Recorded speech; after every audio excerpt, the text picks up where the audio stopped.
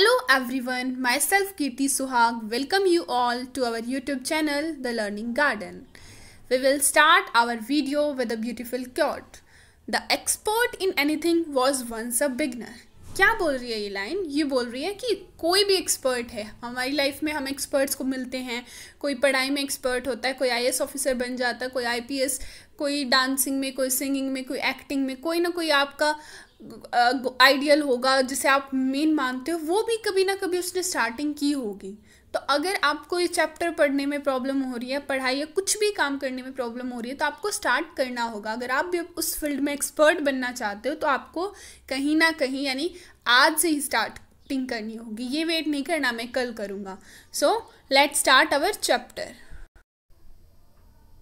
Today we will discuss chapter 3rd, Our Changing Earth of class 7th.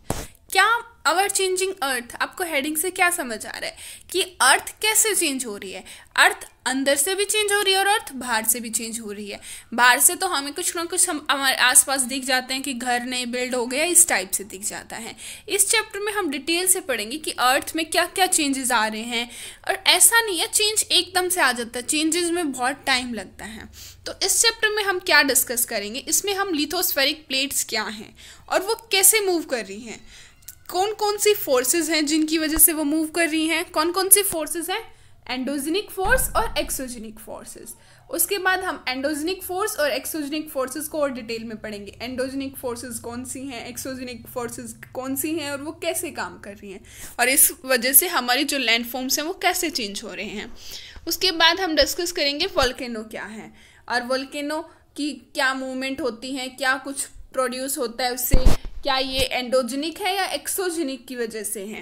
तो ये सब हम इस चैप्टर में डिस्कस करेंगे. हम डिस्कस करेंगे अर्थक्वेक के बारे में, फोकस के बारे में, एपी सेंटर क्या है, इन सब टर्म्स को हम डिस्कस करेंगे. उसके बाद हम एक केस स्टडी देखेंगे जो भुज में अर्थक्वेक आया था 2001 में. उसको भुज एक पार्ट है कहाँ का, गुजरात में, तो उसको उसकी केस स्टडी करेंगे. उसके बाद हम अर्थक्वेक आता है तो हमें उसके लिए कैसे तैयारी करनी चाहिए उस बारे में पढ़ेंगे और कुछ मेजर लैंड फॉर्म्स पढ़ेंगे. वेदरिंग क्या है, इरोजन क्या है, रिवर है वो क्या क्या करती है, रिवर की वजह से क्या क्या बनते हैं, रिवर है उसकी वजह से बनता है वाटरफॉल बनता है, उसकी वजह से मिएंडर्स बनते हैं, और भी काफ़ी चेंज आते हैं. तो हम उन सबको इस में डिटेल से पढ़ेंगे कि लीव्स क्या है, ऑक्सबो लेक क्या है, फ्लड प्लेन क्या है, and next we will delta की फॉर्मेशन कैसे होती है. सी वेव्स, जो सी वेव्स हैं, सी वेव्स के बारे में भी डिटेल से पढ़ेंगे कि सी केव क्या है, सी आर्क कैसे बनती हैं, स्टैक कैसे बनती हैं. We will discuss everything in the chapter. Every term is very important. तो आपको इस चैप्टर के लिए अपने आप को पूरा रेडी करना है और हर चीज़ को ध्यान से सुनना है. Then you will understand the chapter very careful in a better way. और आपको ये जो चैप्टर ये आपकी कमिंग क्लासेस में भी हेल्पफुल होगा क्योंकि जो ये टर्म्स यूज़ कर रहे हैं ये यहाँ एक्सप्लेन की गई हैं कि इनको कैसे बनते हैं और इनमें क्या डिफरेंस है. तो छोटे छोटे डिफरेंसेस को आपको ध्यान से समझना है ताकि आप जो भी नेक्स्ट वीडियोस आएंगी इस चैप्टर की उनको बिल्कुल ध्यान से देखें क्योंकि हायर क्लासेस में आपके लिए बहुत हेल्पफुल होने वाला है.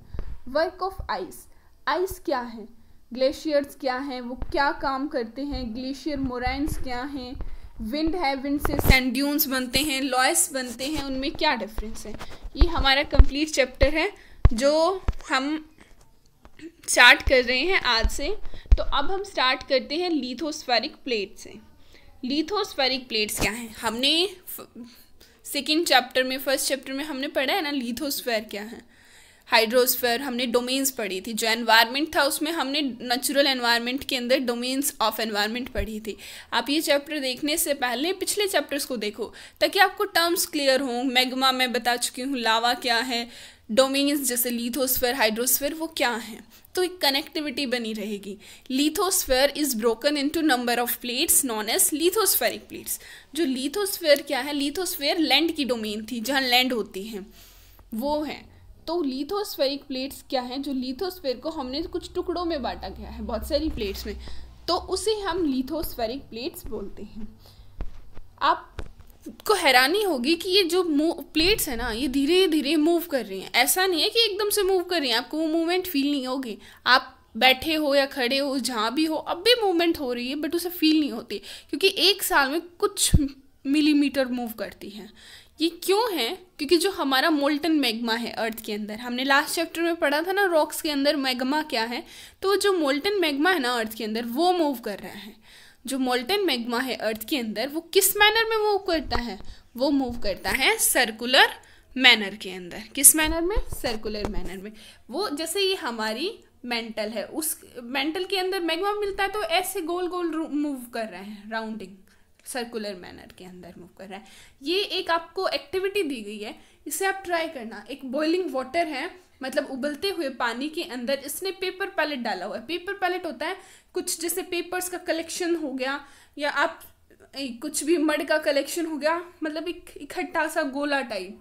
तो उसे अगर हम उबलते हुए पानी में डालेंगे तो वो उसकी जो मूवमेंट होगी ना वो ऐसे सर्कुलर फॉर्म में ही होगी। तो आप उसे नोट करना, वही मूवमेंट हमारी जो मोल्टन मैग्मा है उसकी होती है। Okay, the movement of these plate causes change on the surface of earth. जो ये लिथोस्फेरिक प्लेट्स है ना, इनकी जो मूवमेंट होती है उससे क्या होता है, हमारे अर्थ के सरफेस पे चेंज आते हैं। जो अर्थ की मूवमेंट है उनको हमने डिवाइड किया गया है फोर्सेस के बेस पे। कौन सी फोर्स है जिसकी वजह से अर्थ में मूवमेंट हो रही है? जो फोर्सेस अंदर लगती हैं उन्हें एंडोजेनिक कहा गया है, और जो फोर्स सरफेस पे लगती है उसे क्या कहा गया है? Exogenic forces. तो एंडोजेनिक फोर्सेस कौन सी फोर्स हैं? जो अर्थ के अंदर से लग रही हैं, और एक्सोजेनिक फोर्सेस कौन सी फोर्स हैं? जो सरफेस, अर्थ के सरफेस पे लग रही हैं।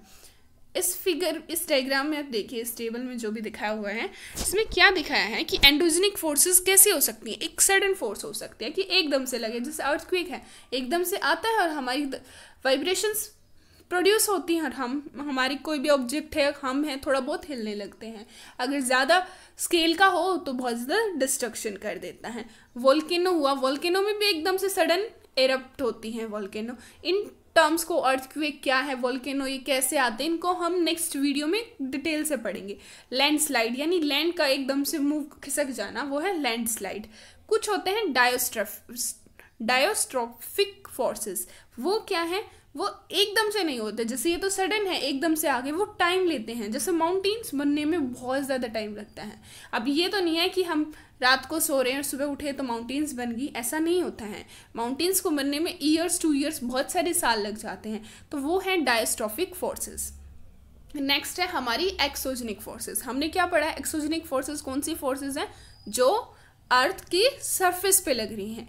जैसे इसमें क्या होता है? इरोजन और डिपोजिशन, यानी एक जगह से इरोजन हो जाएगा, एक जगह से वहाँ से कोई भी विंड वाटर या उससे हमारी एयर से वहाँ से कोई भी सब्सटेंस है, सेडिमेंट्स हैं, वो वहाँ से हट के कहीं और डिपॉजिट हो जाएंगे, वो डिपोजिशनल है। रिवर हुए, विंड हुई, सी वेव्स हुए, ग्लेशियर्स हुए, इनकी वजह से हमारी अर्थ की जो लैंडफॉर्म्स हैं उनमें चेंज आता है। तो ये जो फोर्सेस हैं, कौन सी फोर्स हैं? ये एक्सोजेनिक फोर्सेस हैं, क्योंकि ये मूवमेंट हमें दिखाई देती है रिवर की, विंड की। जो अर्थक्वेक के अंदर जो आता है हमें वाइब्रेशन तो सुनाई देती है या दिखाई देती है, सुनाई तो नहीं देंगी, लेकिन जो अंदर जो चेंज हो रहा है वो हमें दिखाई थोड़ी ना देता है। लेकिन रिवर्स की मूवमेंट, विंड की मूवमेंट, ये तो हमें दिखाई देती है। तो ये सरफेस के ऊपर होती हैं, वो अर्थ के अंदर होती हैं। एंडोजेनिक फोर्सेस कभी कभी क्या प्रोड्यूस करती हैं? सडन मूवमेंट, और and at the other time produce slow movement. अभी हमने यही पढ़ा है ना, डायस्ट्रोफिक फोर्सेस और सडन मूवमेंट में वही बता रहा है कि एंडोजेनिक फोर्सेस कभी कभी सडन मूवमेंट प्रोड्यूस करती हैं और कभी कभी स्लो मूवमेंट, जैसे कि अर्थक्वेक हो गया और वोल्केनो हो गया। एंड इससे क्या हो जाता है? बहुत ज़्यादा डिस्ट्रक्शन हो जाता है किस पे? अर्थ के सरफेस के ऊपर। अब जो ग्लोसरी दी हुई है उसके अंदर दिखाया गया है कि लिथोस्फेरिक प्लेट्स क्या हैं। जो अर्थ की क्रस्ट है, अर्थ की क्रस्ट यानी हमने 3 लेयर पढ़ी है अर्थ की।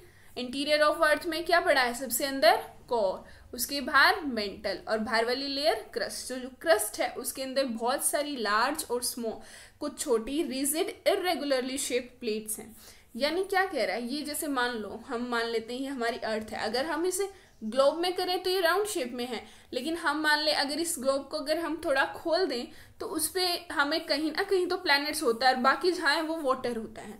तो जहाँ क्या बोल रहे हैं कि वहाँ पे क्या है? कुछ ना कुछ small rigid irregular shaped plates हैं। यानी हमने इसे बांटा हुआ है ऐसे, जैसे ये जो पूरा अगर मैप है तो उसमें हम चेक करें तो हमने ऐसे प्लेट्स बनाई हुई है। 1 प्लेट, 2 प्लेट होगी, 3, 4, कोई छोटी है 5, 6 ऐसे प्लेट्स हैं, वो इरेगुलरली शेप्ड है। ऐसा नहीं है कि कोई स्क्वायर ही, मतलब कोई पर्टिकुलर शेप नहीं है कि स्क्वायर ही होगा, ट्रायंगल ही होगा, वो कैसे भी शेप की हो सकती हैं। जो जिसके अंदर क्या है, कॉन्टिनेंट्स है और ओशियन फ्लोर है। कि ओशियन फ्लोर का मतलब मैंने समझाया है, ऊपर ओशियन है और नीचे कहीं ना कहीं तो ओशियन भी की भी लैंड होती होगी ना, तो वो है ओशियन फ्लोर। तो जो ये कॉन्टिनेंट्स हैं हमारे और जो ओशियन फ्लोर हैं, इनको कैरी करती हैं ये जो प्लेट्स हैं, हमने बहुत सारे छोटे या बड़े टुकड़ों में इन्हें बांटा गया है। यही क्या होती हैं, यही हैं लिथोस्फेरिक प्लेट्स हैं। जो ये लिथोस्फेरिक प्लेट्स हैं ना, ये मूवमेंट करती हैं, किसके ऊपर मूव करती हैं, जो मोल्टन मैग्मा है, जो मेंटल लेयर में मिलता है, उसी के ऊपर ये मूव करती हैं। आई होप यहाँ तक आपको ये चैप्टर क्लियर हो। नेक्स्ट चैप्टर में हम वोल्केनो अर्थक्वेक को डिस्कस करेंगे। आज के लिए इतना ही। Thank you. Keep learning, keep sharing. अगर वीडियो आपको पसंद आए तो इसे अपने फ्रेंड्स के साथ शेयर करें और चैनल को सब्सक्राइब करें एंड बेल आइकन को दबाएं। Thank you for the class.